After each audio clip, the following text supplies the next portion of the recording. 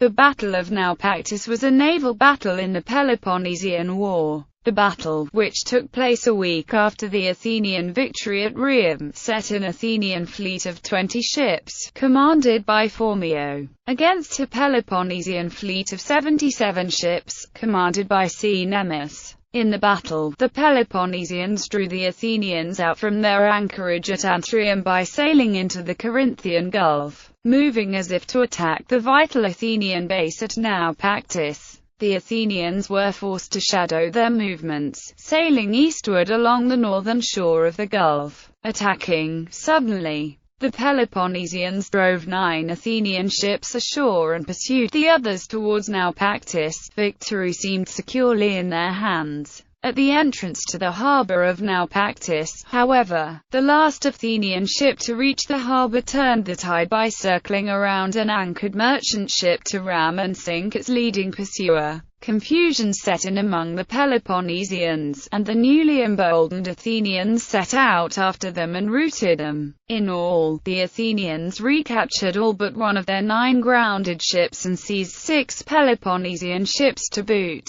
This surprising victory preserved Athens' naval dominance and kept Naupactus secure. The arrival of an additional 20 Athenian ships shortly afterwards secured the victory and put an end to Sparta's attempt to take the offensive in the northwest. Prelude. In 429 BC, the Spartan government had ordered the Naupactus Nemus to launch an offensive in the Corinthian Gulf and northwestern Greece aimed at knocking several Athenian allies out of the Peloponnesian War. Ideally, the Spartans hoped to capture the Athenian base at Naupactus, from which the Athenians had been harassing Corinthian shipping. That offensive, however, suffered a severe setback when Nemus was turned back on land by the Acarnanians at Stratus, while a Peloponnesian fleet of 47 ships was routed by Phormio's 20 ships at Rhium. The Spartan government, dismayed by this unexpected reversal, dispatched several advisors to oversee Nemus as he resumed the offensive. Phormio, meanwhile, sent to Athens for reinforcements, and 20 ships were sent out to him. These were ordered to first sail to Crete to attack Cydonia, and as a result did not arrive in time to participate in the battle.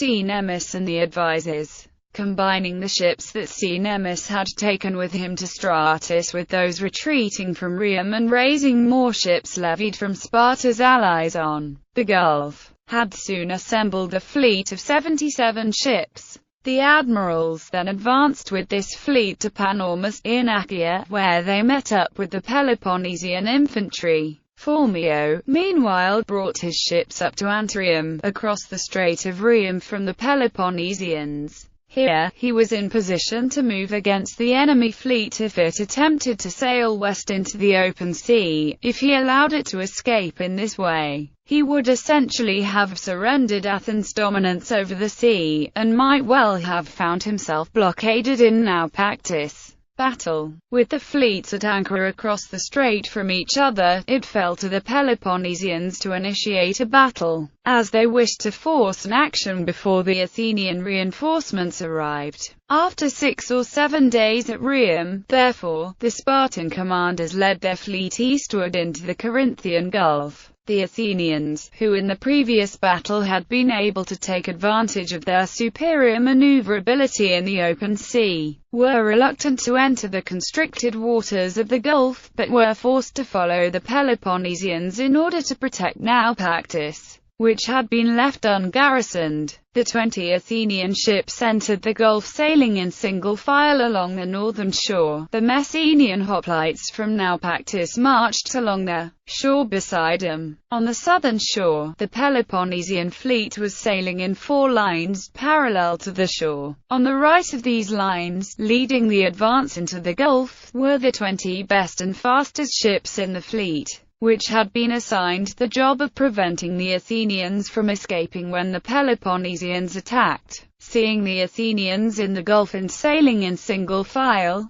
Nemus gave the signal for his ships to attack. The Peloponnesian fleet turned at once and raced across the Gulf at the Athenians. The Athenians attempted to flee, but only the 11 leading ships were able to slip around the Peloponnesian right wing and flee towards Naupactus. The remaining 9 were cornered, driven ashore, and captured, while the 20 elite Peloponnesian ships from the right wing set out after the fleeing Athenian 11. 10 Athenian ships reached Naupactus safely and took up positions at the mouth of the harbour, prows facing outwards, ready to defend against any attempt to enter the harbour. The last Athenian ship was fleeing towards the harbour, with the Peloponnesians pursuing it closely, when it came alongside a merchant ship anchored outside the harbour. Using the merchant ship to protect its flanks while he turned, the Athenian captain spun his ship 270 degrees and rammed his leading pursuer in the side, sinking it.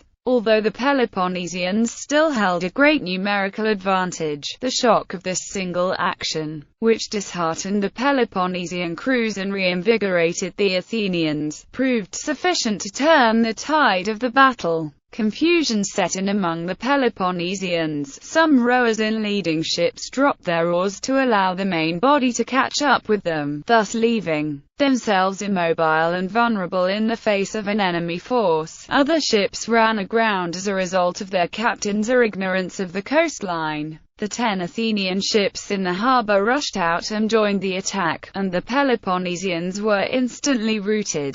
The Athenians captured 6 ships in the pursuit, and recovered all but one of their own ships which had been taken earlier. Although both sides claimed victory and set up trophies, it was clear who had won the battle. The Peloponnesians, fearing the arrival of the Athenian reinforcements, retreated to Corinth under cover of darkness several days after the battle, and the Athenians continued to hold Naupactus and dominate the Gulf. Aftermath. The Athenian victory at Naupactus put an end to Sparta's attempt to challenge Athens in the Corinthian Gulf and the northwest, and secured Athens' dominance at sea. At Naupactus, the Athenians' backs had been against the wall. A defeat there would have lost Athens its foothold in the Corinthian Gulf and encouraged the Peloponnesians to attempt further aggressive operations at sea. In 428 BC, the Spartans would be so cowed by the memory of their defeats at Phormio's hands that they sent no aid to Athens' rebellious subject Mytilene in that year. In 427, when they finally did send a fleet,